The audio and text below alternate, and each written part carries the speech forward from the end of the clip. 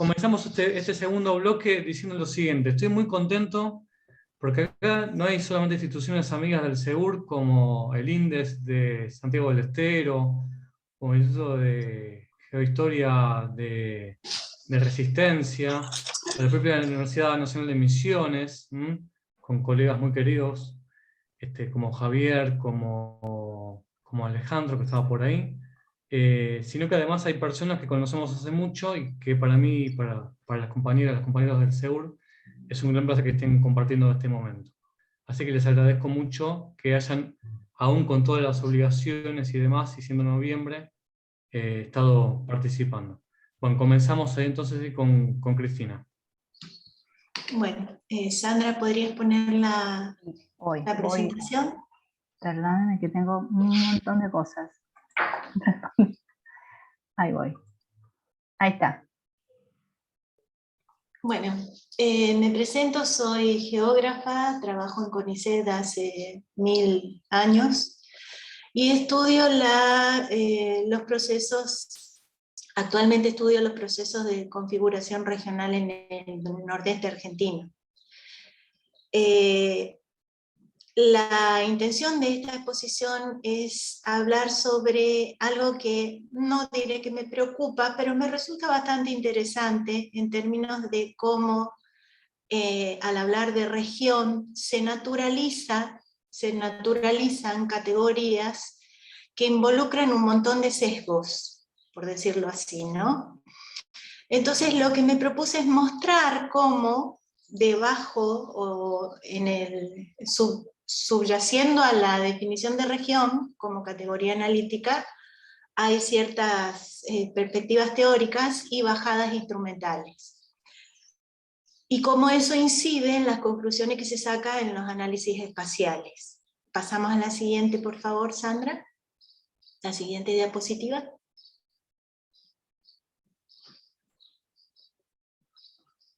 Hola. Ahí está. Bien.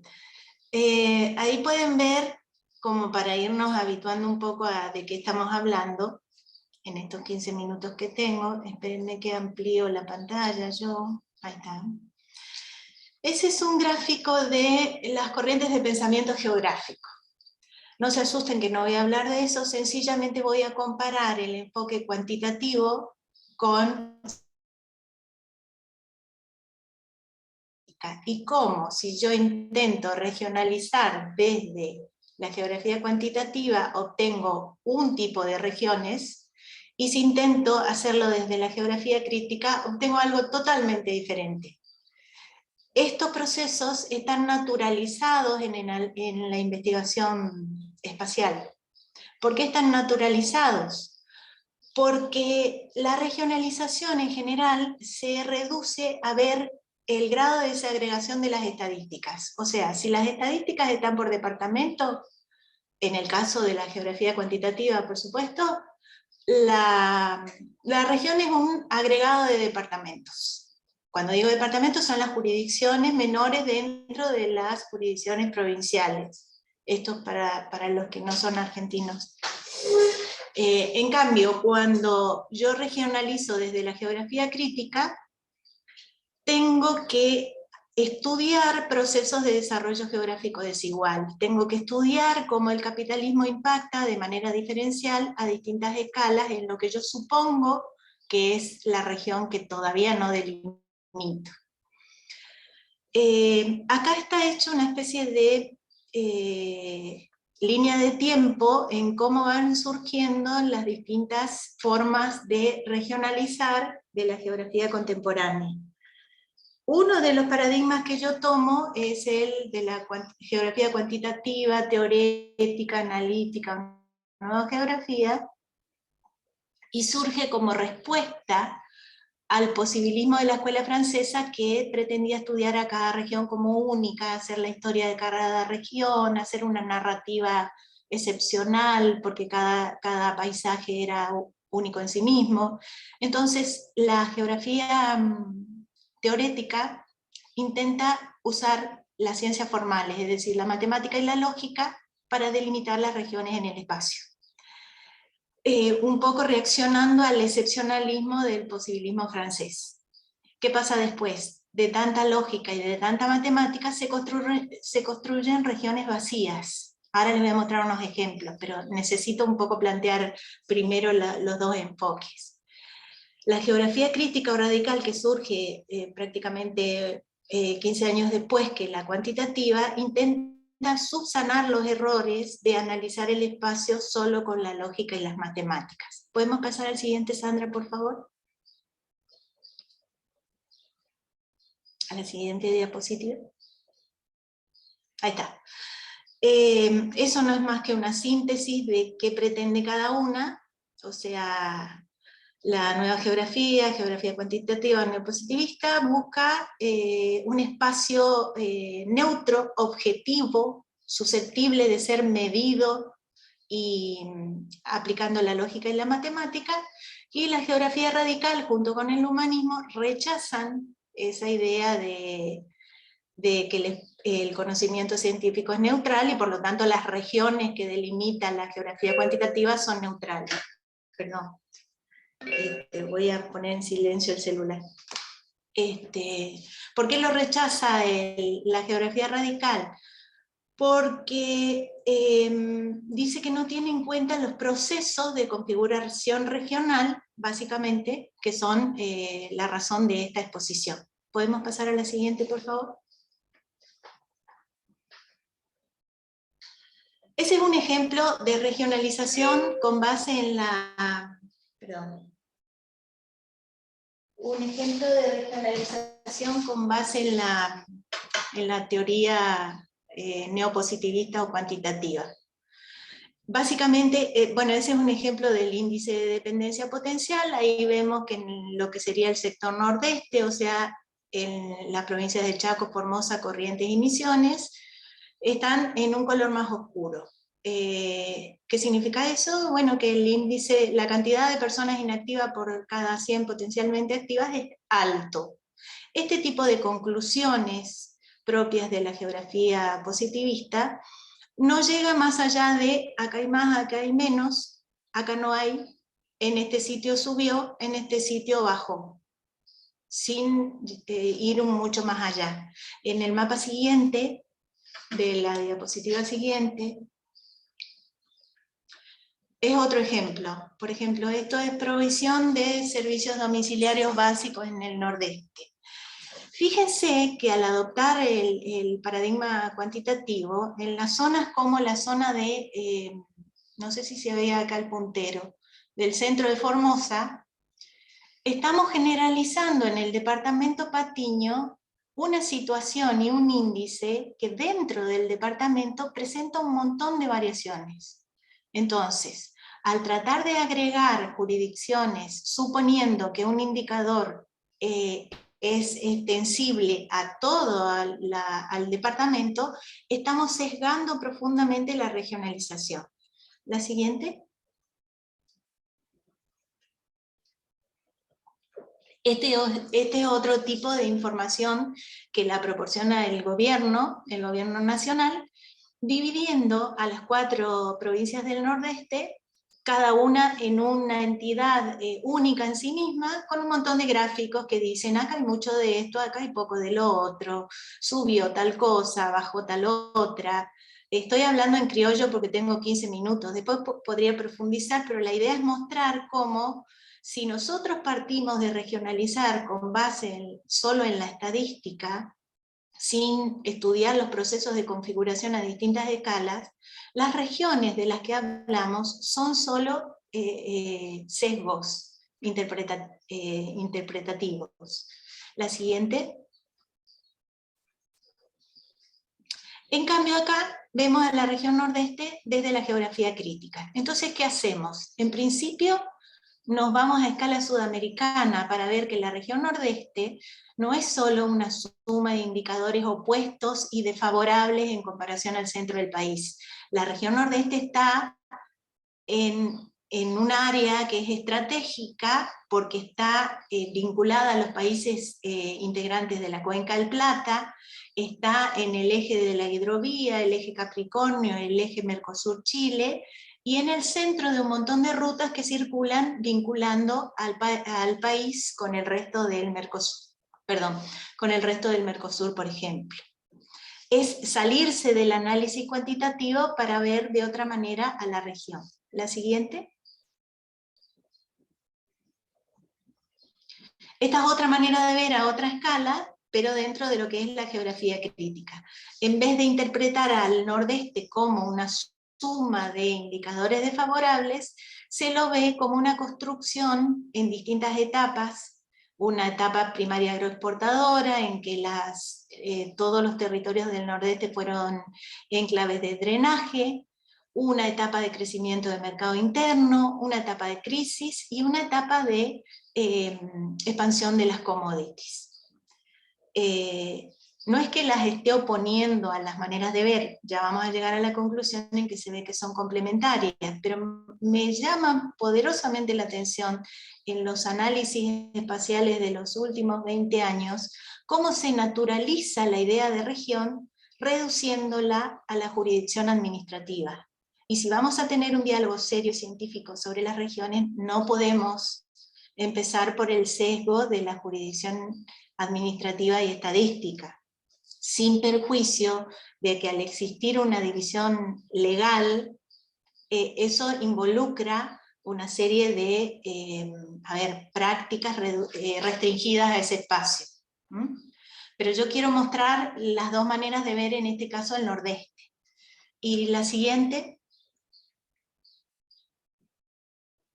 Lo mío es cortito porque me gustaría más bien ir al debate, y bueno, la postulación es que ambas perspectivas son complementarias, es decir, si yo quiero regionalizar, en principio tengo que hacer un flash con la teoría cuantitativa, y para eso debo reducirme a la disponibilidad estadística, pero una vez que hice ese primer flash de acá hay más, acá hay menos, del indicador que ustedes quieran, porque acá yo no quise poner tanto ejemplo para no aburrir, pero podría poner 300.000 mapitas de colores en los cuales el nordeste a escala nacional va a aparecer con todos los índices peores, con todos los colores más oscuros. Eso no me permite entender al nordeste. De ahí la necesidad de complementar perspectivas, o sea, tengo que hacer un estudio de los procesos socioeconómicos, de los recursos naturales, de las actividades productivas, de la estructura económica, de la dinámica demográfica, de los procesos institucionales, del capital social y cómo eso fue variando a través del tiempo. Este enfoque es el que hace la geografía crítica estudiando los procesos de desarrollo geográfico desigual. Esto da para mucho más debate. Yo solo quería patear el hormiguero porque me alarma la idea de naturalizar a la categoría analítica de región, asimilándola a disponibilidad estadística. Básicamente ese era el planteo. Puedo extenderme mucho más, pero solo quería dejar el hormiguero pateado, por decirlo así. Eso es todo. Muchas gracias, Cristina. Perfecto, ahí lo pateaste el hormiguero seguramente, porque hay unas preguntas, te haría varias más, pero bueno. Sigamos con las compañeras del INDES de Santiago del Estero. Bueno, buenos días. No sé si me escuchas bien. Meta. Bueno, como dice Ariel, mis compañeras y yo pertenecemos al INDES, al equipo de Sociología Rural, que hace unos poquitos semanas decidimos rebautizar al equipo y hoy lo llamamos Ruralidades y Territorios. En esta ocasión traemos para compartir con ustedes un trabajo que publicamos en un dossier en la revista de Trabajo y Sociedad, que lleva por título Reproduciendo en pandemia el despliegue de estrategias de comercialización de agricultura familiar en Santiago del Estero. Algunos de los interrogantes sobre los cuales o los cuales han ido guiando nuestro trabajo son los siguientes. Marta, ¿vos estás compartiendo? No sé si has pasado a la siguiente diapositiva. Bueno, dice que uno de los interrogantes son los siguientes, ¿no? Perdón, ¿se ven las diapositivas? Se ve perfecto. Bueno, gracias. Bueno, ¿cuáles son las estrategias de comercialización que nacen y se refuerzan en estos tiempos de pandemia en la agricultura familiar? ¿Cuáles son los cambios en las estrategias de producción? ¿Cuáles las fortalezas y debilidades de las estrategias adoptadas y en qué medida pueden garantizar su viabilidad o su capacidad para sobrevivir en el contexto durante y después de la pandemia? En función de estas preguntas, nos planteamos como objetivo del trabajo caracterizar los circuitos de producción y comercialización que estén desarrollando los agricultores familiares y aquellas relaciones comunales o comunitarias que emprendieron durante la pandemia, para desde ahí aportar a la discusión sobre la construcción de economías emergentes. 2 son las experiencias de las cuales trabajamos estas preguntas y este objetivo. Estas experiencias venimos trabajando ya hace un par de años en algunas sistematizaciones en articulación con la SAFSI. Se trata del almacén campesino que está ubicado en la ciudad de Termas de Río Hondo, que se constituye como tal en el año 2016, y la Asociación Civil Progreso de la Agricultura Familiar, que nace en el año 2012 y tiene como principal canal de comercialización las ferias que funcionaban en el patio de la Universidad Nacional de Santiago del Estero.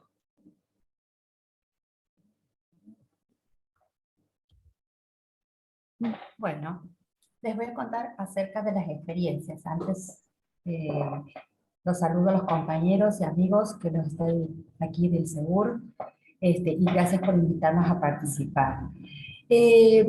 Como comentaba Vicky, 2 son las experiencias que hemos analizado. Una es la experiencia del almacén campesino y la otra es la experiencia de la Asociación Civil Progreso de la Agricultura Familiar. Ambas experiencias son experiencias en donde están vinculadas a ferias y que además producen en forma individual, pero comercializan en forma grupal, ¿sí? O asociativa. Esa es una característica de las 2. La experiencia del almacén campesino es una organización que une aproximadamente unas 7 organizaciones de productores de toda la zona de Termas de Río Hondo, Guasayán y Jiménez, en donde se agrupan en una sede en donde trabajan en conjunto y pusieron un local en conjunto con la municipalidad de Termas de Río Hondo que lo denominan el almacén campesino. Está ubicado en la ciudad turística de Termas de Río Hondo, bueno, y en articulación, como planteamos, con el municipio. ¿Qué comercializan los productores allí? Comercializan distintas artesanías que realizan, ¿sí?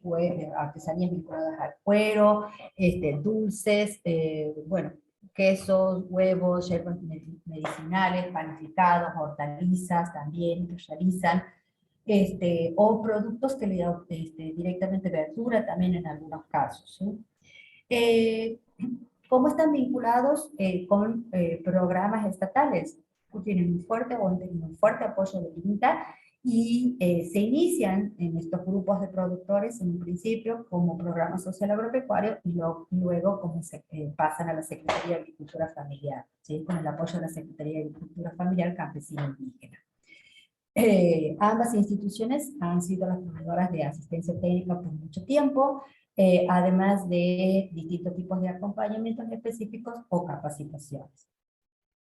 En el caso del almacén campesino, tienen una organización bastante detallada, vinculada a la comercialización, en donde a partir de ciertas reuniones se organizan en estas 7 organizaciones a través de ciertos turnos para atención local. Como les decía recién, allí confluyen todos los productos que vienen de las distintas organizaciones. Se lleva adelante un registro, una administración, una contabilidad, así como una rendición de cuentas en forma grupal.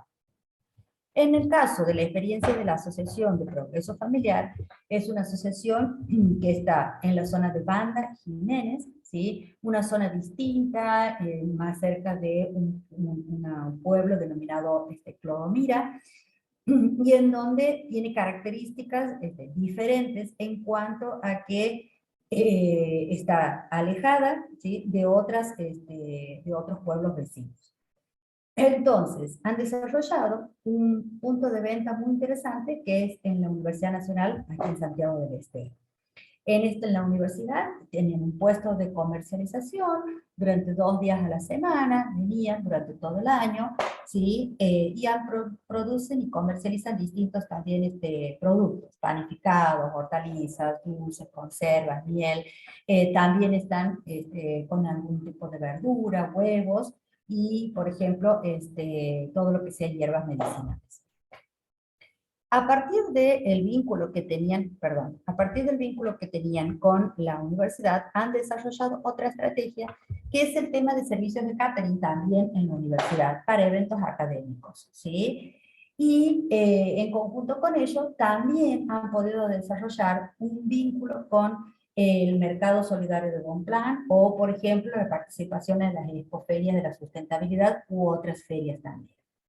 Como les decía recién, ambas experiencias tienen una producción de tipo individual, pero la comercialización, la venta, es en forma conjunta. Aquí en la Asociación de Progreso Familiar también cuentan con reglamento interno y llevan también una detallada contabilidad también de la venta de los productos y la rendición de cuentas.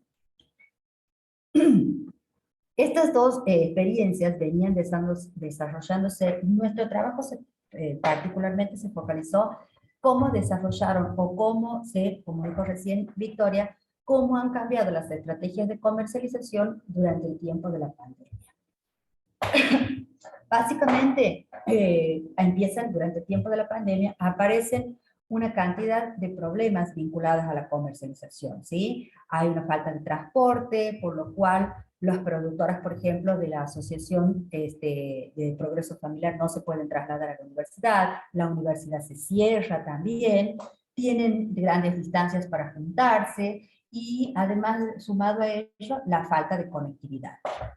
En el caso del almacén campesino, también se cierra el local que estaba ubicado en el mercado de Termas de Riondo, se cierra.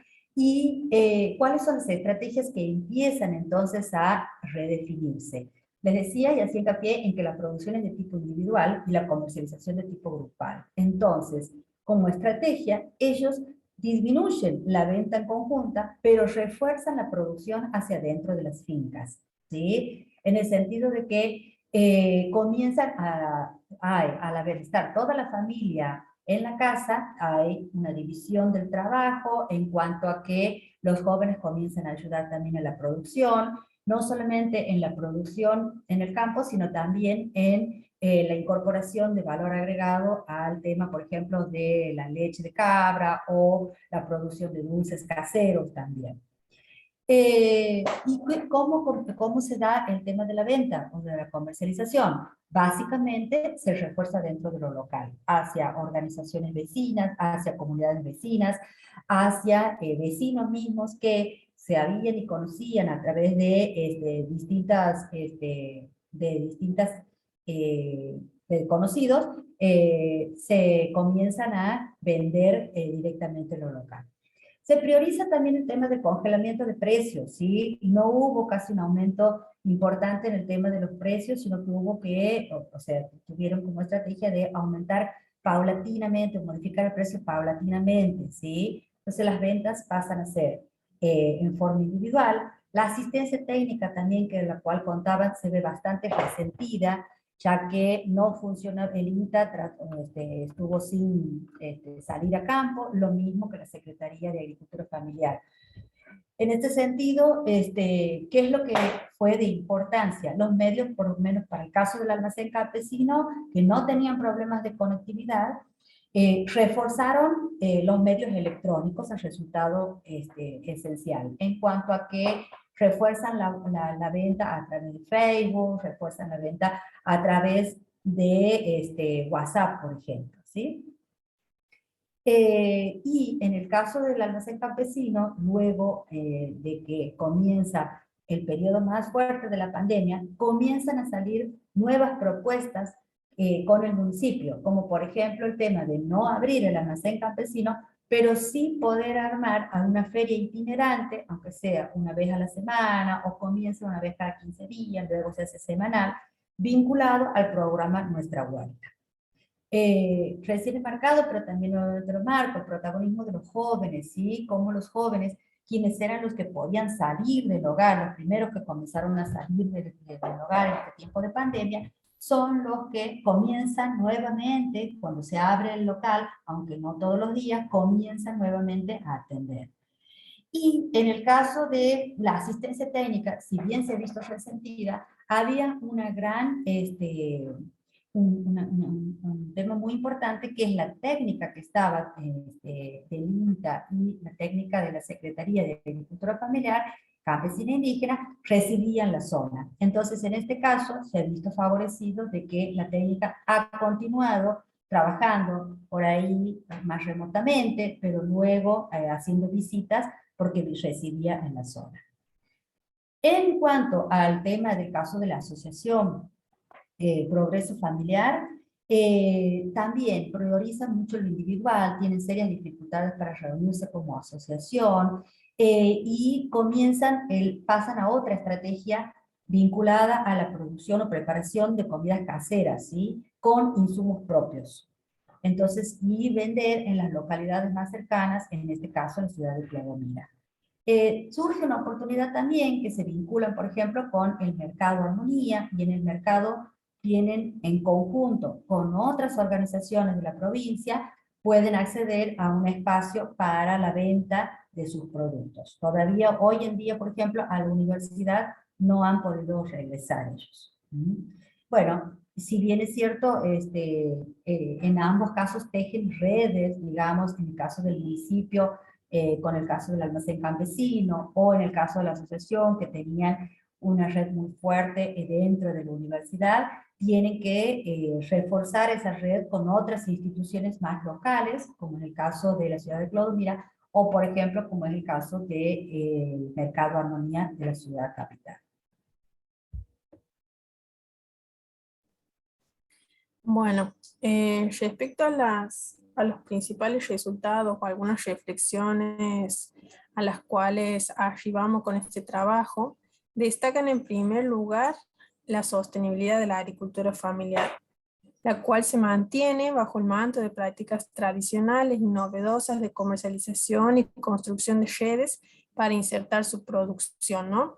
Por lo tanto, esta característica de telaraña, en donde se encuentran imbricados los procesos de comercialización, organización y vinculación, le han permitido a los productores familiares pervivir en un contexto hostil como es la pandemia, ¿no? En segundo lugar, una característica que observamos es el fortalecimiento de las relaciones entre la organización y el medio local. Ambas organizaciones reforzaron sus vínculos con la propia comunidad y con comunidades vecinas.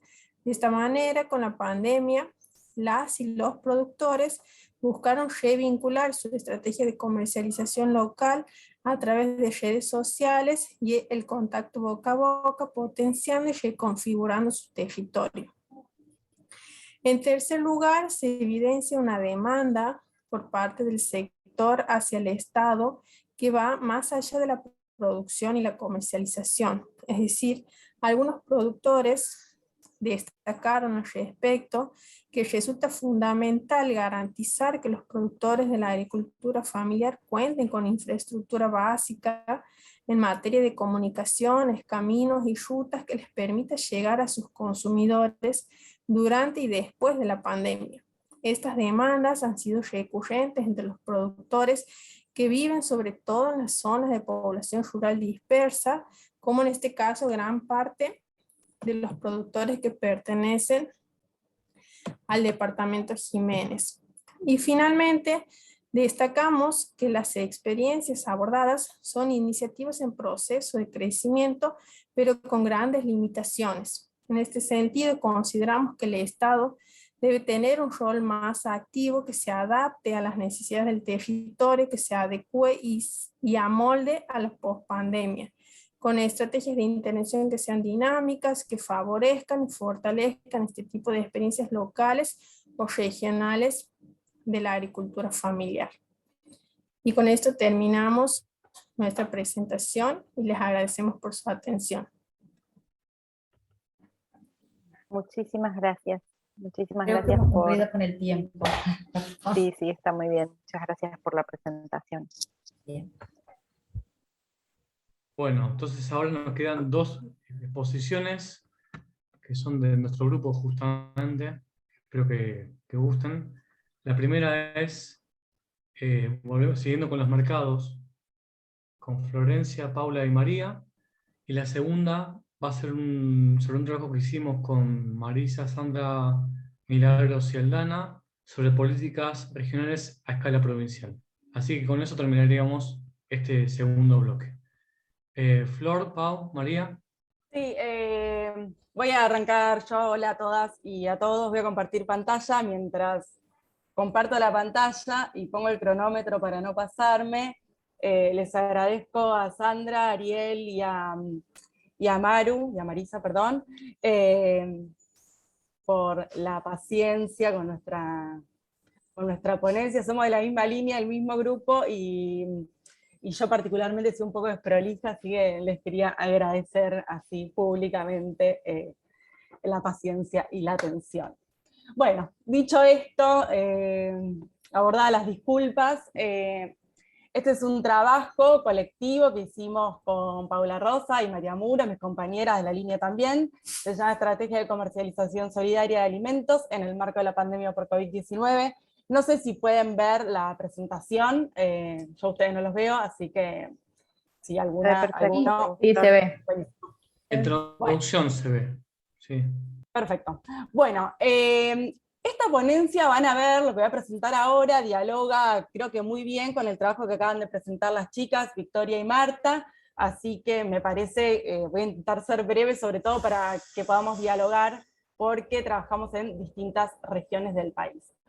Bueno, lo primero que quiero contar es el contexto de producción de esta ponencia, este trabajo que realizamos con mis compañeras, porque nosotros lo que vamos a presentar acá es parte de un trabajo más grande de la línea de desarrollo regional y economía social del SEUR, donde trabajamos, donde relevamos, nos hicimos en realidad un relevamiento para conocer el impacto de la pandemia por COVID-19 en el sector de la economía social y solidaria y en el sector cooperativo. En ese relevamiento, nosotras y nosotros obtuvimos 65 respuestas al cuestionario, que lo respondieron no solo productores y productoras del campo de la economía social y solidaria, sino también investigadores, docentes, funcionarios que trabajan, digamos, en esta línea. Nosotros suministramos esta encuesta en forma virtual entre los meses de mayo y junio del año 2020, entonces el análisis que nosotras vamos a realizar en esta ponencia tiene que ver, digamos, con lo que pudimos recabar, digamos, de ese relevamiento que se realizó en esos meses. Bien, bueno, específicamente para los objetivos de nuestra ponencia, lo que hicimos fue centrarnos en 14 experiencias de cooperativistas, de miembros de organizaciones y asociaciones de la economía social y solidaria, que estaban vinculados a una cuestión solamente de este gran campo, que es la producción y la comercialización de alimentos en forma colaborativa y solidaria. Estas experiencias que nosotras seleccionamos corresponden al AMBA, digamos, a la región metropolitana de Buenos Aires, y en menor medida a la ciudad autónoma de Buenos Aires. Nosotras lo que pudimos recabar aquí fueron experiencias, digamos, de productores de hortalizas, de productores de elaborados, de circuitos de intermediación solidaria, ¿sí? de emprendimientos gastronómicos.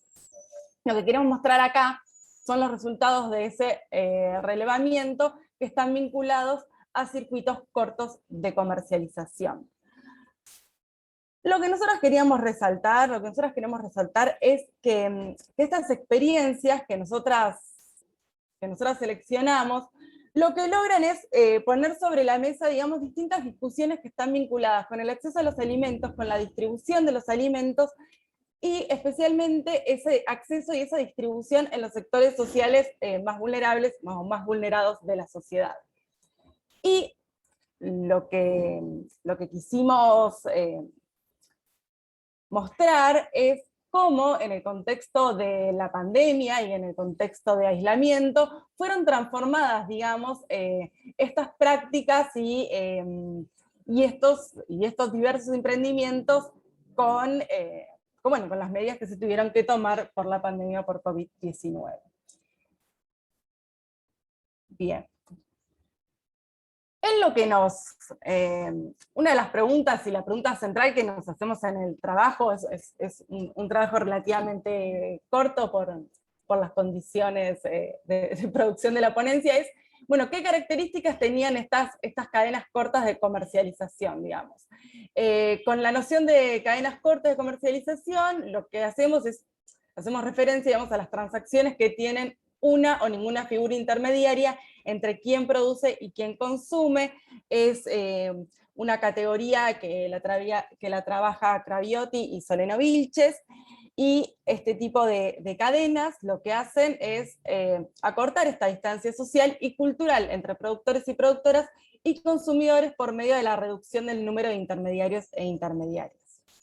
Cuando existen estos intermediarios, y parte de las experiencias que recabamos son de este tipo, cuando existen este tipo de intermediarios, denominamos a esa mediación como solidaria, porque se prioriza el precio justo para los productores y para los consumidores, se tiene en cuenta la forma en que fue producido ese alimento, y también son centrales los vínculos sociales que se producen alrededor de estos circuitos, y crean beneficios para todos los actores involucradas en esta cadena. Y algo que queríamos destacar y que creemos que fue muy, muy importante en el contexto de la pandemia, es cómo estas cadenas cortas de comercialización, y específicamente estas cadenas cortas de comercialización en el entramado de la economía social y solidaria y el sector cooperativo, entrelazan, digamos, relaciones entre organizaciones de productores y agencias estatales. Agencias estatales que se expresan como universidades, los municipios, agencias como el INTA, ¿sí? Diversos tipos de mediadores, digamos, que existen en el territorio y que además hacen posible, digamos, la realización y que sean efectivas, digamos, este tipo de cadenas. Lo que queremos resaltar en esta ponencia es que nosotras lo que buscamos fue poder recabar aquello que decían los protagonistas, digamos, de estas experiencias de la economía social y solidaria, ¿sí? Como poder rescatar la voz de los que participan directamente de la experiencia, y lo que buscamos fue, debido a las limitaciones, digamos, de tiempo, digamos, y de lo que podíamos exponer, nos centramos en algunas cuestiones, que fue cómo se transformaron los vínculos y las vinculaciones entre organizaciones, pero también entre consumidores y consumidoras y las agencias estatales, la idea de cómo será un futuro inmediato, los cambios en las formas de trabajo y las estrategias logísticas desplegadas en el contexto de la virtualidad. Digamos, entre estas 4 cuestiones armamos y pensamos las transformaciones más generales que se dieron en estas experiencias en el contexto de la pandemia. Entonces, acá lo que traemos en la presentación son algunos textuales de quienes están en estos circuitos, en estos distintos circuitos. Hay algunos que responden a cadenas de intermediación solidaria y otros a productores hortícolas, y bueno, lo dividimos acá en la consolidación de las alianzas, en el futuro inmediato, en los cambios que significan las nuevas formas de trabajo y los consumidores, y la virtualidad y la nueva logística que tienen que desplegar, digamos, en este contexto. Sobre el futuro inmediato, uno de los relatos que llamó nuestra atención tenía que ver cómo se iba a configurar, digamos, ese nuevo mercado en un contexto que probablemente iba a ser restrictivo, que iba a haber mucha oferta, pero iba a haber poco consumo, digamos, y cómo eso se veía y se distinguía como un contexto de incertidumbre. Pero por otro lado también veíamos que en los cambios, en las nuevas formas de trabajo de los consumidores, había algunas experiencias que lo que mostraban y lo que resaltaban era el crecimiento, digamos, que habían tenido en el contexto de pandemia. Y también cómo este mismo contexto lo que había impactado en algunos consumidores era una mayor conciencia sobre lo que se estaba comiendo, sobre lo que se estaba consumiendo y sobre otras alternativas para consumir. Por eso también hay algo que desarrollamos muy sintéticamente en la ponencia, que tiene que ver con elegir alternativas, digamos, de cómo los grupos de consumidores eligen alternativas que tienen que ver con la agroecología o con otro tipo de consumos alternativos de alimentos. Y quería hacer esta exposición en 10 minutos, no voy a llegar, pero voy a traer acá las consideraciones finales a las que abordamos con este trabajo. Y lo que nosotros queríamos como resaltar es que algunas organizaciones de intermediación solidaria lo que pudieron resaltar fueron cuestiones virtuosas de esta nueva época, que están imputadas a diversas cuestiones, que tienen que ver con la demanda de sus productos, pero también, digamos, resaltando, digamos, no solo las cuestiones positivas, sino también cómo el nuevo tiempo, el nuevo trabajo cotidiano afectó, digamos, parte de su reproducción, digamos. Una cuestión común que sí encontramos en estas 14 experiencias está vinculado con las estrategias que se dieron desde el sector, porque ninguno de los emprendimientos se paralizó completamente, sino que a partir de diversas articulaciones entre las mismas organizaciones o con distintas agencias estatales y con reformulaciones diversas, pudieron encontrar formas para que sus emprendimientos sigan siendo sostenibles. Y esto me parece que es interesante resaltar, porque no, digo, al ser experiencias diversas, no es lo mismo ser un productor hortícola que tener un emprendimiento gastronómico que fueron más fuertemente afectados, digamos, por el contexto de las restricciones. Así que nos resultó, digamos, interesante como poder recabar las distintas, digamos, experiencias de un sector que está vinculado con el consumo y la distribución de alimentos, pero que tiene formas diferentes, digamos, de vinculación y fueron afectadas de manera distinta por la crisis de la pandemia. Bueno, no sé si alguna de mis compañeras está por la sala y quiere completar algo más.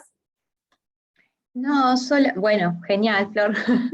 No, simplemente que me pareció muy bueno que los dos trabajos con la UNCE estén vinculados, porque si bien responden a áreas, digamos, a regiones diferentes, hay muchos puntos de contacto y más cuestiones que ustedes fueron contando que en esta presentación no están, pero que igualmente son similares, como el tema de las estrategias de comunicación, de todo lo que tenía que ver con, bueno, todas las restricciones del traslado, pero también esto de desarrollar nuevas estrategias también lo vimos, y en realidad el recorte que nos interesaba ver era, bueno, cómo hay un reposicionamiento de la cuestión alimentaria a partir de lo que tiene que ver con el cooperativismo, la economía social, en un contexto adverso, pero que en algún punto también hubo algo de esa sostenibilidad que pudo adquirir nuevas formas, y con esto de nuevas vinculaciones. Pero lo dejamos para el debate.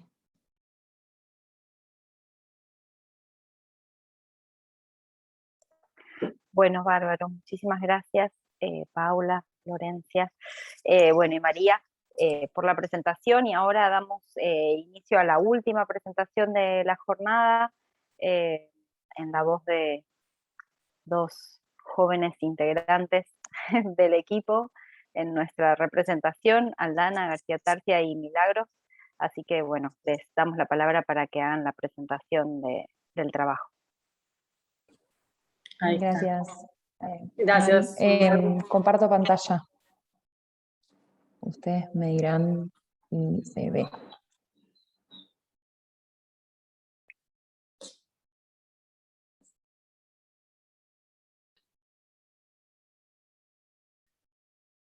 ¿Ves?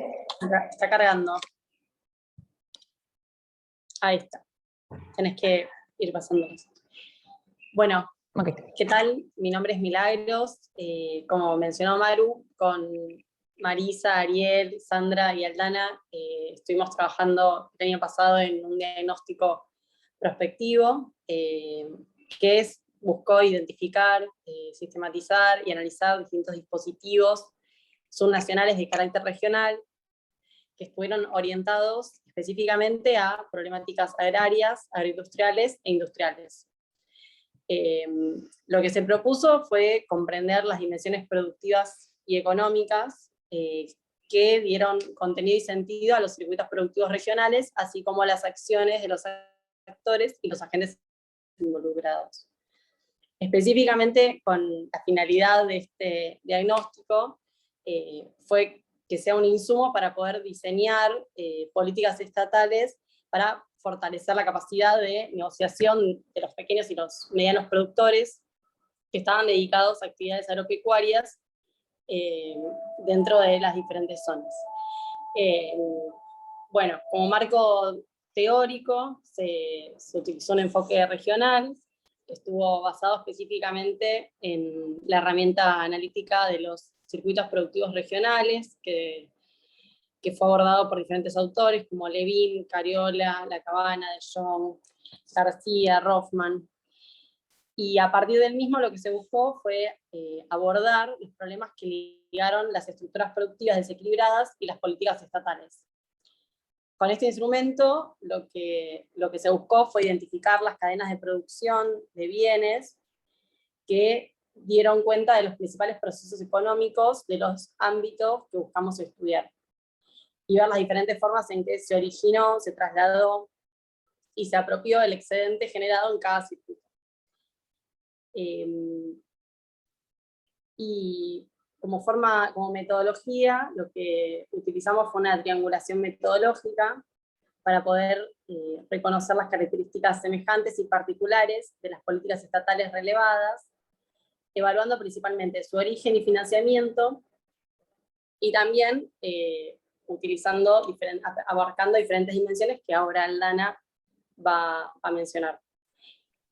Particularmente buscamos investigar, como fue en contexto de pandemia, a través de la técnica de bola de nieve, con sitios oficiales. No pudimos claramente ir al territorio, sino que nos orientamos más que nada en las páginas oficiales, en muchas revistas, diarios, y a partir de eso fuimos recabando información y buscando sistematizarla.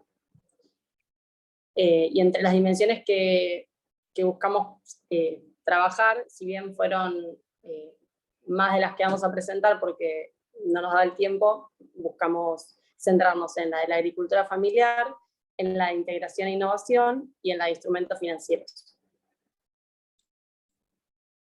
Perfecto, gracias, Mili. Creo que ahora sigo yo hablando un poco más de las dimensiones. Como ya les comentaba Mili, elegimos 3 para presentarles acá, de las 8 las cuales construimos después del relevamiento a medida que íbamos relevando, y seleccionamos estas 3 por 3 motivos diferentes. Uno, la cobertura a nivel nacional que tienen estas 3 dimensiones, son las que mayor cobertura tienen a nivel país, la cantidad de dispositivos que se pueden encontrar o que relevamos nosotros en estas dimensiones, y por la articulación que estas dimensiones presentan entre sí.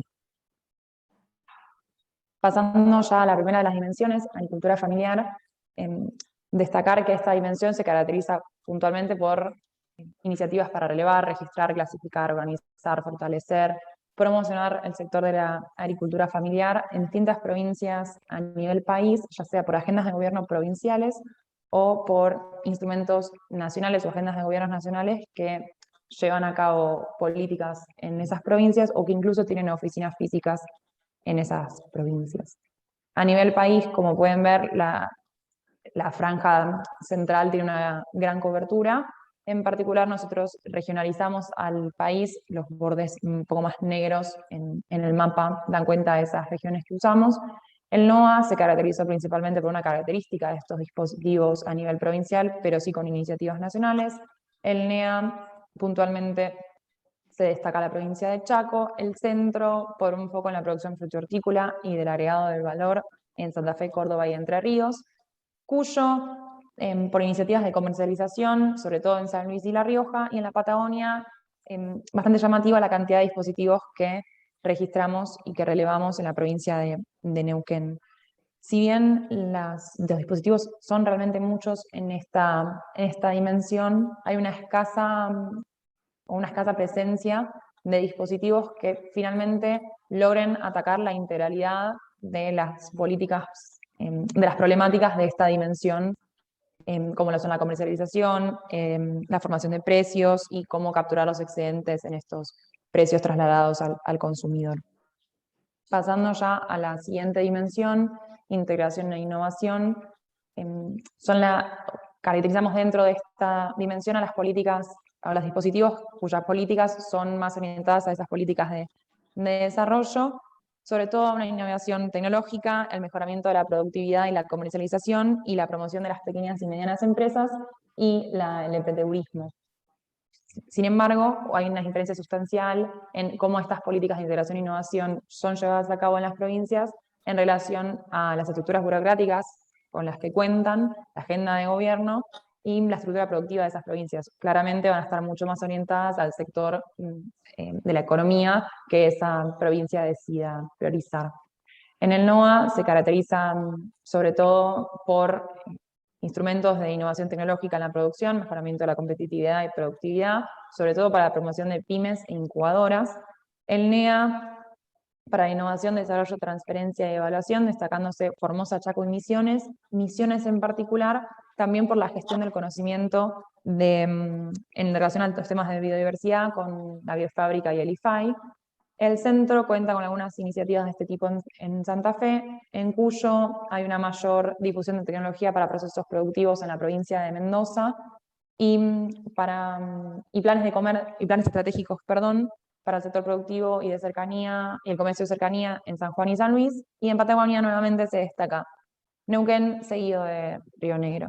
Y ya pasando a la última dimensión que queríamos comentarles acá, si les interesa el resto de las dimensiones o el documento entero, está publicado en la página del SEGUR, ahí como promoción, la pueden encontrar bajo los documentos publicados por la línea. En relación a los instrumentos financieros, es claramente la dimensión cuyos dispositivos son los más numerosos a nivel país, tiene una cobertura casi total de las provincias relevadas, 22 de las 23 provincias que relevamos cuentan con dispositivos de este tipo. Los objetivos de estos dispositivos son bastante variados, pero generalmente se focalizan en permitir el acceso a créditos a tasas blandas o microcréditos a sectores que generalmente no tienen acceso a la banca formal, como son algunas pequeñas y medianas, sobre todo pequeñas empresas, el sector emprendedor y emprendimientos asociativos.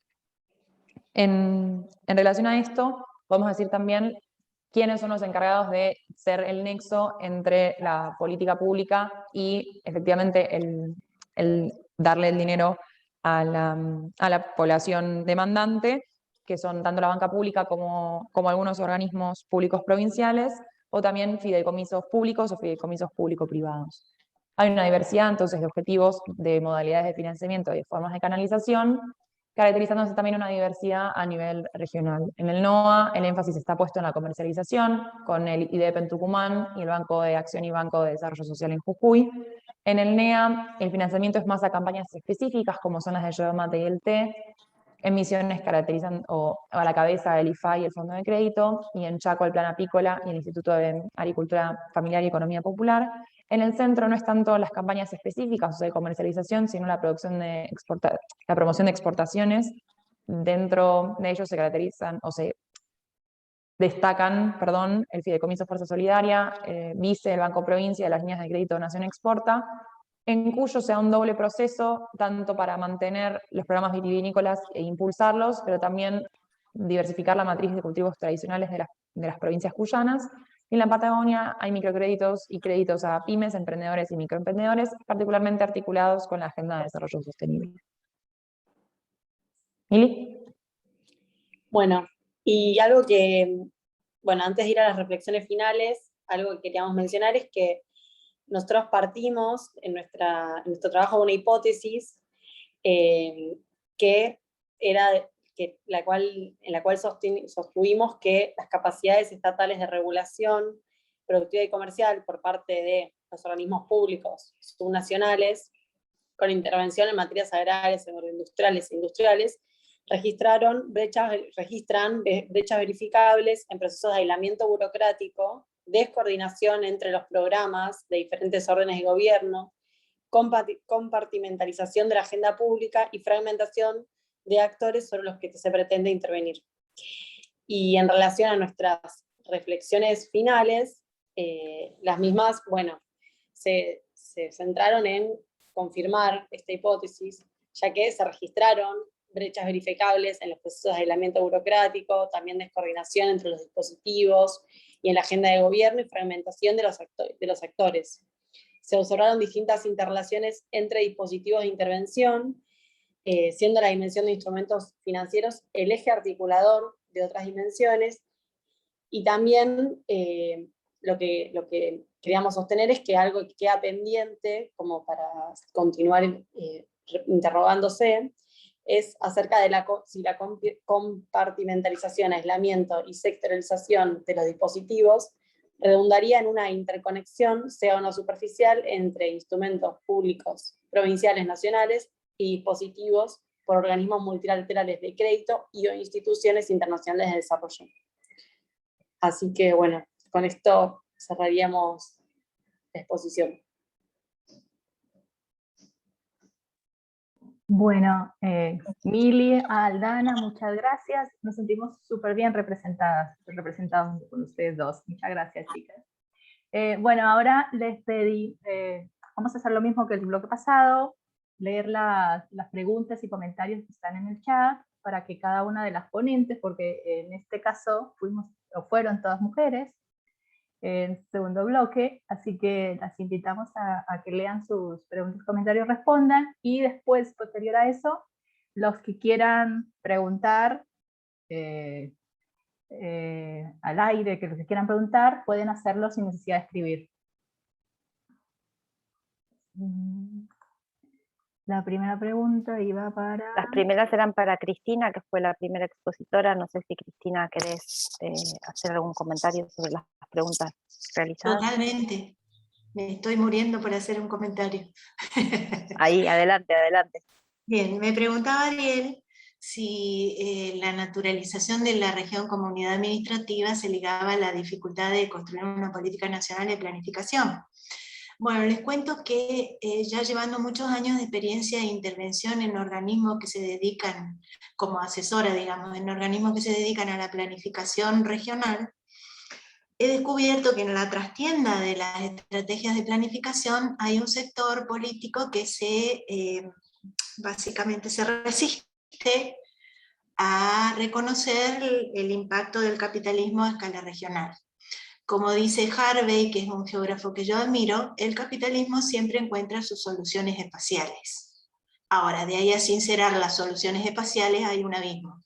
Entonces es mucho más práctico diseñar políticas de planificación regional basadas en flashes, en mapas de colores y cuestiones decorativas. O sea, acá falta esto, acá no hay un poco de lo otro, y no está mal, solo que es extremadamente sesgado y se pierde en ese análisis dos tipos de contenidos en los que yo quiero poner el énfasis. Uno es, y esto me sitúo en la dinámica del Nordeste, la dinámica fronteriza. O sea, si yo reduzco la región de Nordeste a 4 provincias, pierdo la riqueza que hay en la dinámica fronteriza de Corrientes con Brasil, Misiones con Brasil y Paraguay, Formosa con Paraguay, en donde hay muchísimo contenido por analizar para la planificación regional. Lo mismo entre Chaco y Santiago del Estero. Si yo me reduzco a la frontera entre Chaco y Santiago del Estero, que comparten un montón de situaciones vinculadas, por ejemplo, al agronegocio, estoy cortando la realidad, sesgándola e impidiendo una planificación regional más profunda, que vaya a las raíces del problema. ¿Y qué otro sesgo hay en esta no combinación de lo cuantitativo con lo crítico? la falta de análisis multiescalar. Yo puse a propósito esos mapas en que se veía la región de Nordeste, no como puesta la Pampeana solamente, sino en el centro de un montón de ejes de circulación que están en proceso de activación. Algunos son una expresión de deseos, pero eso no quita la situación estratégica del Nordeste si no salimos de la escala nacional. Todo eso se hace desde la visión crítica. ¿Qué pasa en general con los investigadores? En mi caso, investigadora de CONICET hace muchos años, estamos obligados, en principio, a hacer una aproximación con base en las estadísticas disponibles. Entonces, esta interpelación es justamente para invitarlos a dudar de las estadísticas y de las divisiones administrativas y profundizar un poco más allá. No sé si eso responde a la pregunta, Ariel, ¿estás por ahí? Sí, sí, claro, responde. Bien, esa era la única pregunta. Por ahora sí, no sé si alguien más tiene sobre Cristina alguna pregunta. No, yo había hecho un comentario que iba muy en línea con lo último que dijo Cristina, y es un poco, me cuestionaba sobre el rol desde la academia y como investigadores de cómo proponer, empezar a plantear metodologías o análisis distintos a los típicos y tradicionales de las estadísticas, del estadístico económico y regional administrativo. Creo que también hace parte de nosotros, como para nosotros es un llamado, es justo lo que dijiste a lo último, es el llamado a que empecemos a proponer nuevas metodologías y nuevos análisis, ¿sí? Que vayan en línea con lo que tú planteas. Exacto, Sandra, y lo hago desde que ya estoy vieja y ya me estoy por jubilar en unos años, entonces digo, bueno, voy a dejar bien pateado el hormiguero para los que vienen, que tienen más energía y más entusiasmo como para profundizar en estos análisis. Y el grupo del SEUR es un grupo maravilloso, Ariel puede dar fe de que los conozco hace muchos años, justamente porque ponen énfasis en las visiones críticas, así que un placer estar acá y poder explayarme un rato, nada más. Muchas gracias, Cristina. Seguimos con Victoria. Y Marta. ¿Están? Sí, estamos. Bien. Bueno, Ariel nos hace una consulta respecto a la sostenibilidad organizativa en caso de no tener apoyo estatales a ambas experiencias. Y bueno, ahí creo que podemos responder desde tres elementos o pensando desde tres perspectivas, ¿no? Una tiene que ver con que en el corto plazo estas experiencias han mostrado cierta capacidad para sostenerse en contextos de crisis. Por ejemplo, durante el gobierno anterior, cuando muchos de los han sido despedidos y la asistencia financiera se ve recortada, bueno, estas experiencias han podido encontrar nuevos aliados o nuevas redes para seguir sosteniendo por un lado la feria en la universidad y bueno, y ahí es cuando surge el almacén campesino, ¿no? Ahora bien, en la pandemia, contar con un espacio físico, como es el caso del almacén campesino, ha mostrado mayores posibilidades para continuar en la actividad para estas asociaciones que participan del almacén. Que bueno, en otro caso que tenemos cercano aquí, por ejemplo, es Colonia Jaime, que tiene sus locales comerciales en la banda, y contar con estos espacios físicos les ha permitido sostenerse, y no contar con sus locales significaría un riesgo para sostener la actividad, porque no tienen otros canales de comercialización o han sido durante la pandemia. Y en tercer lugar, bueno, aquí adquieren relevancia las condiciones del lugar en donde viven los productores, ¿no? En el caso del almacén campesino, muchas de las organizaciones y de los productores que forman parte de ella, al vivir en un lugar como Termas de Riondo, que con condiciones de acceso al transporte les ha facilitado sostener el almacén. Diferente el caso de la Asociación Civil Progreso de la Agricultura Familiar, donde productores viven en zonas de población dispersa y han tenido muchas dificultades para acceder a internet, para acceder al WhatsApp y para continuar con sus ventas. Entonces, estas condiciones del territorio son claramente condicionantes al momento de la sostenibilidad de las organizaciones sin el apoyo del Estado. Marta, no sé si vos quieres agregar algo más. No, está bien, vos lo has definido bastante bien. Porque hay otra pregunta que por ahí para las compañeras también que compartimos, la verdad que es muy similar a nuestro trabajo.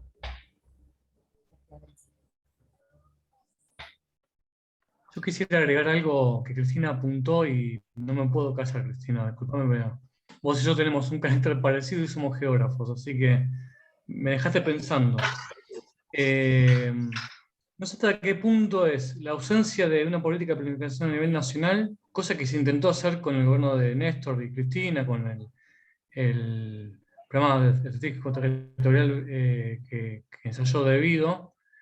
Pero si vos veías ese PET, en realidad era un listado de inversiones, de obras, y hoy creo que se sigue reproduciendo un listado de inversiones en obras públicas en vivienda, y me parece en parte que hay una ausencia o carencia o falta de voluntad o creatividad al menos de posicionar el Consejo Federal de Inversiones en un ámbito de discusión, digamos, de discusión teórica, ¿no? Ahí creo que la gente que viene de la geografía tenemos un gran déficit profesional de poder insertarnos, porque hay geógrafos insertados a nivel nacional, pero insertarnos teóricamente también a discutir, ¿no? A discutir y a patear ese hormiguero de la cristalización de la región, ¿no? Pareciera que muchas veces, si vos lo apuntás muy bien con los mapas, esa cristalización tiene más que ver con la reproducción del mundo de las consultorías, ¿no? Que con la reproducción de un mundo académico que discuta críticamente justamente esto que vos bien apuntabas. O sea, definir una región jurisdiccionalmente sin considerar la influencia de sus límites, Paraguay, Brasil, por ejemplo, en el caso del NEA, es desconocer la realidad cotidiana de esas personas. O sea, no. Entonces me parece que es interesante ese punto, para tenerlo en cuenta, ¿no? Me despertaste un poco el interés en ese sentido. Me Si es dejaste pensando. posible, me gustaría decir algo al respecto.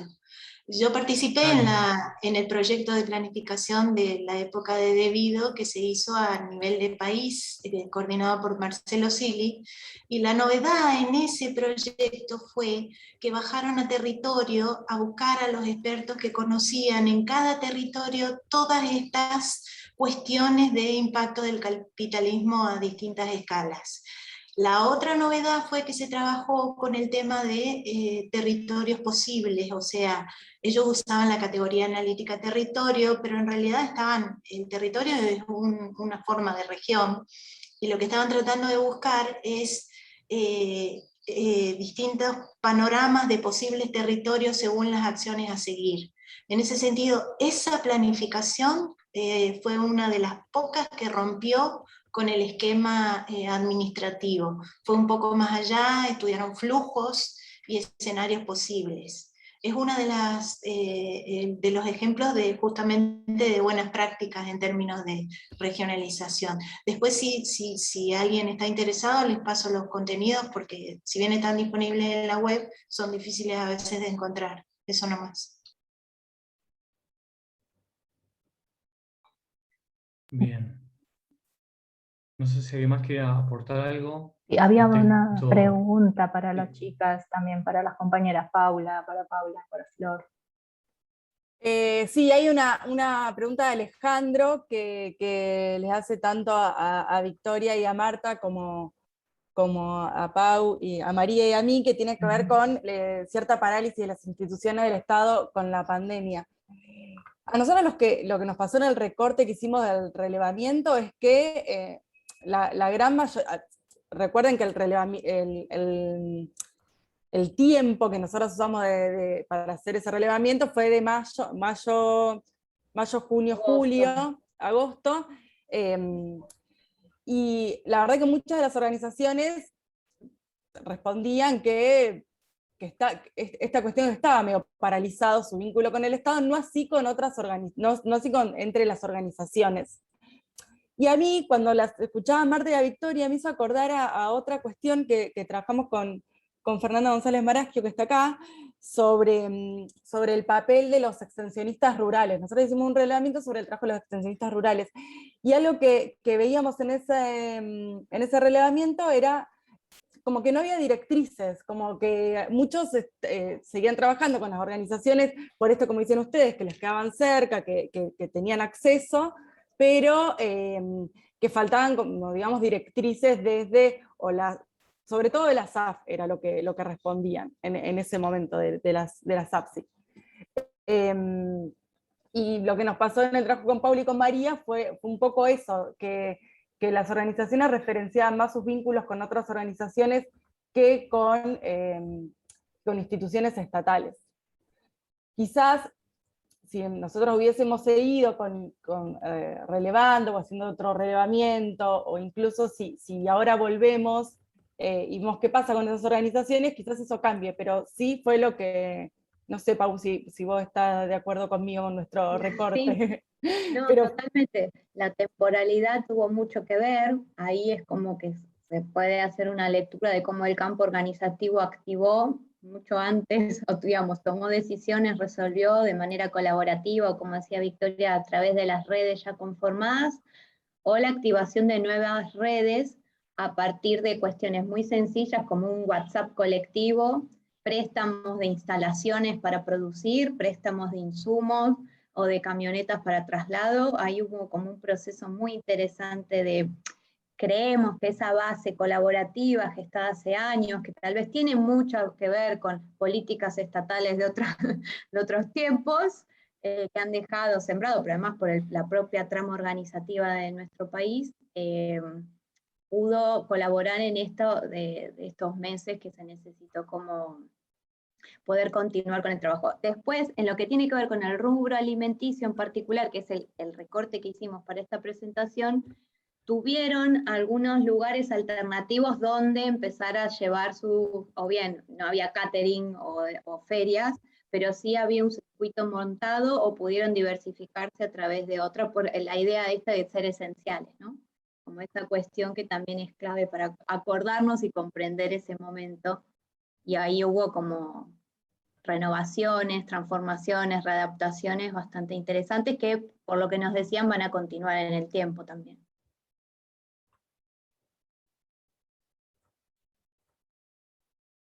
Pero bueno, en relación al Estado, sí, en esos momentos no se sentían acompañados. No sé si Victoria o Marta quieren agregar algo con respecto a este punto que pregunta Alejandro. No, está bien. Yo lo que sí quería preguntar a las compañeras que han expuesto el último trabajo acerca de la metodología, que me ha parecido muy interesante el trabajo. Entonces, acerca de la metodología me interesa, porque es un trabajo, desde que lo han hecho en la pandemia, y bueno, cómo han podido acceder a la información. Bueno, en realidad parte de la línea es un trabajo que hicimos de manera conjunta con todos los miembros y miembros de la línea, que en el contexto de pandemia, que también la academia tuvo que resignificar sus propios espacios, ¿no? Sus propios objetos de investigación y también cómo hacer un aporte y poder acompañar, se nos ocurrió que parte de eso podía ser relevar en ese momento, con el calor de ese momento en particular, a partir de, por eso usamos la técnica de bola de nieve, a partir de nuestros informantes claves, previos, los que nosotros y nosotras conocíamos de nuestros propios trabajos de campo, hicimos dos cuestionarios. Un cuestionario enfocado a lo que eran organizaciones y miembros de cooperativas, y otro lo que tenía que ver con funcionarios, docentes, investigadores en el campo de la economía social. A partir de nuestras fuentes, hicimos un envío por WhatsApp, por Facebook, por mail, de estos dos cuestionarios que eran de autorrespuesta, autoadministrados. Y en función de eso después hicimos el análisis. A partir de esta salida nos propusimos como un mes fuerte de trabajo.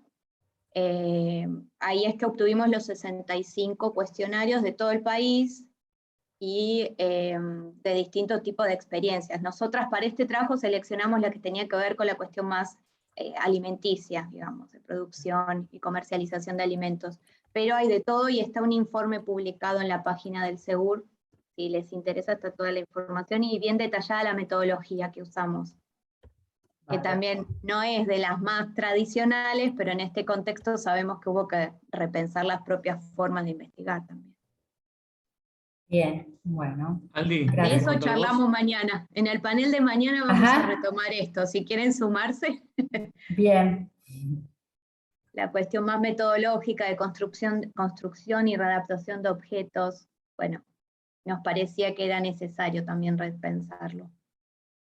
Justo ahí habíamos invitado a todos y a todas al panel justamente de mañana por el chat, porque parte de las discusiones que estamos teniendo acá, como vos decías, Paula, se van a ver tratadas en el panel de mañana, así que ahí tienen más información en el chat que les dijimos. De todas maneras asumimos que lo fueron recibiendo todos y todas por mail. Bueno, Aldi, no vos sé si querés queda... no sé si No, Aldi, ¿no? en realidad no sé si también la pregunta iba dirigida a la presentación que hicieron Aldana y Milagros para el trabajo. Bueno, un poco también en línea con lo que comentó Paula, ¿no? En el periodo de pandemia hubo que readaptar metodologías y maximizar los contactos y las fuentes que cada uno y cada una de nosotras había y tenía a través del trabajo de campo. En particular para el trabajo que presentaron, este último trabajo que presentaron Aldana y Milagros, que el que hicimos conjuntamente, la metodología fue bastante similar. En realidad hicimos una búsqueda bastante exhaustiva de documentación oficial publicada, entramos a todas las páginas de los ministerios y de las dependencias estatales de cada una de las provincias en busca de estas políticas, también a sabiendas de que en algunas provincias y particularmente algunos sectores dentro de cada provincia no es información que se encuentra totalmente actualizada, que muchas veces es información que es vieja o que no se ha podido adaptar, y muchísimo menos tal vez en contextos de pandemia. Tampoco todos los gobiernos provinciales tienen, si bien cada vez está más extendido, la modalidad de difundir sus acciones y sus políticas a través de sus páginas web, que muchas veces tienen poca información, pero fue una combinación, digamos, ¿no? Por un lado de esta búsqueda exhaustiva, por otro lado buscando como comentaban, ¿no? noticias provinciales en medios locales sobre la implementación de alguna política en particular o sobre la presentación de resultados, algunos informes de gestión. Es dispar porque justamente fue dispar en el sentido de que hay algunas provincias que sabemos que producen muchísima más información oficial que otras, entonces tratamos de usar toda la información disponible. En el caso de que había informes de gestión, se utilizaron informes de gestión. En el caso de que conocíamos también algunos contactos locales y que podíamos consultarlos o consultarlas, hemos consultado con estos actores, claves sobre los cuales teníamos contactos personales, ¿no? Que podíamos llamar, consultar, volver a entrevistar para preguntarles cuál era la situación actual. Y en algunos casos algunos informes, ¿no? Algunos informes o resultados de investigación, y también algunas ponencias que trabajaban particularmente algunas de las líneas o algunas de las dimensiones que nosotros después fuimos reconstruyendo. Fue un trabajo en ese sentido metodológicamente artesanal, porque bueno, fuimos disponiendo de tratar de hacer el barrido de la forma más exhaustiva posible. Igual incluso en el informe que está disponible, el documento de trabajo que está disponible en la página del SEGUR, también decimos que seguramente haya omisiones y errores, porque bueno, justamente estas dificultades o digamos, somos y éramos también en ese momento conscientes de que estas omisiones podían aparecer por estas dificultades que se planteaban por la metodología que teníamos o que fuimos armando para poder dar respuesta a este abordaje, a esta investigación, pero bueno, con la dificultad de no poder ir a campo, ¿no? Ahí les voy a pasar el link con los dos trabajos.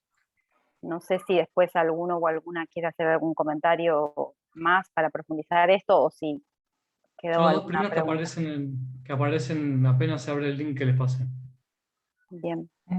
Yo solo agrego dos cosas a lo que dijo Marisa, y es que nos encontramos que muchas de las provincias publican sus dispositivos, sus políticas por Facebook. Así que su mecanismo de comunicación es Facebook. Y bueno, eso nos sorprendió. Y lo otro es que dentro de la metodología, tratando de ser un poco superador al típico análisis de economicista de las políticas de agricultura familiar y de producción, que fueron los dos sectores en los que nos enfocamos, las dimensiones de las 8 dimensiones que mencionó Aldana y de las que se presentaron 3, fueron emergentes del resultado de la revisión y el relevamiento, no fueron construidas a priori, sino que a partir de todo lo que relevamos, de todos los dispositivos, las construimos. Solo agregar ese par de cosas.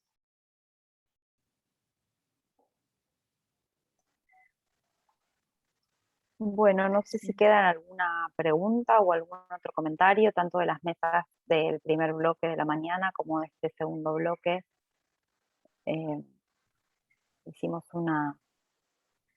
Respetamos tanto los tiempos que ahora tenemos algunos minutos para el cierre. Mejor que sobre. Un pequeño comentario. Sí, por favor. ¿Qué tal? ¿Cómo están? Alejandro, las ponencias, los desafíos metodológicos, creo que no solo tienen que ver, digamos, ¿no? con la situación de la pandemia, sino con esto, ¿no? Con ampliar la complejidad de la mirada. Respecto a este comentario que hacía recién respecto a las fuentes de publicación o de difusión de las acciones de los gobiernos, ¿no? Es cierto, digamos, ¿no? Que, por ejemplo, acá en Misiones, sobre todo en agricultura familiar, es muy fuerte, digamos, el uso de Facebook o de Instagram o de otras plataformas así de difusión. Al respecto, algunos compañeros habían estado haciendo alguna reflexión, digamos, sobre la espectacularización, digamos, ¿no? de las acciones del Estado. Digo, tener alguna visión alerta, por lo menos, digamos, ¿no? Respecto a qué se muestra, ¿no? Respecto efectivamente a la efectividad o al alcance, digamos, real de las políticas. Sobre todo pensando, digamos, en cierta debilidad también territorial, digamos, ¿no? De trabajo de algunas agencias del Estado, inclusive las agencias territoriales provinciales, ¿no? O sea, que eso, digamos, también es un problema, digamos, a la hora de pasar, digamos, ¿no? De los discursos, de la formulación, digamos, ¿no? De los lineamientos generales de las acciones, a lo que son los impactos efectivos en los territorios, ¿no? O sea, la llegada concreta, digamos, de esas políticas, ¿no? Entonces, bueno, digo, es un síntoma esta cuestión de la espectacularización, si no viene acompañado, digamos, si no viene también un trabajo de un análisis más vinculado, digamos, a los actores reales, digamos, ¿no? A los distintos actores reales de los procesos, ¿no? Así que bueno, eso digo como para tenerlo en cuenta, digamos, como reflexión, digamos, metodológica, ¿no? Digo, me parece una fuente innovadora, interesante, necesaria, a complementar, digamos, con algunas otras fuentes y reglamentos. Vos sabés que esta búsqueda por web, y vos viendo decís Instagram, Twitter y Facebook fueron fundamentales, un poco desnudaba la carencia o insuficiencia de plataformas digitales de los propios gobiernos provinciales. Por ejemplo, ya que hablamos de Misiones, tiene mucha más información que Corrientes. Corrientes, la página oficial, parece que quedó en la década del 90. Es increíble, aparte de la falta de creatividad e innovación política que tiene Corrientes, ¿no? Pero eso ya es histórico, simplemente se plasma en la página en este caso. Y después, esta cuestión de hacer espectacular o de informar, muchas veces mezclado también con la agenda de la campaña, ¿no? Casi inevitable verlos. Creo que ahora si buscamos en Twitter o en Facebook encontraríamos estos días mucha más publicación en la cual la funcionaria o el funcionario o el candidato o la candidata está recorriendo tal localidad o lo que fuera. En ese sentido creo que hay mucha construcción de información de prensa. Lo que pasa es que, bueno, ¿cuál es el límite de esto, hablando de lo metodológico? El límite que al no estar ahí no sabes hasta qué punto tiene incidencia efectiva en la vida cotidiana de esa persona o de esa población. Pero bueno, fue al menos por medios no esperados, que fue la pandemia, una búsqueda distinta, que casi diríamos que muchas veces no tenemos en cuenta.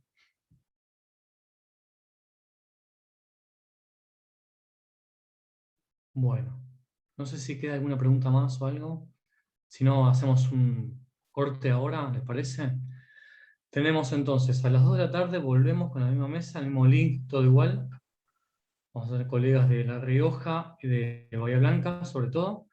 Y después a las 4 las invitamos a la mesa 6, en la cual vamos a tener una exposición sobre Tierra del Fuego, una sobre Santa Cruz, otra sobre Neuquén, y la mía que va a versar un poquito sobre la experiencia de Maricá en Río de Janeiro desde una experiencia, de un enfoque de política de escalas, básicamente.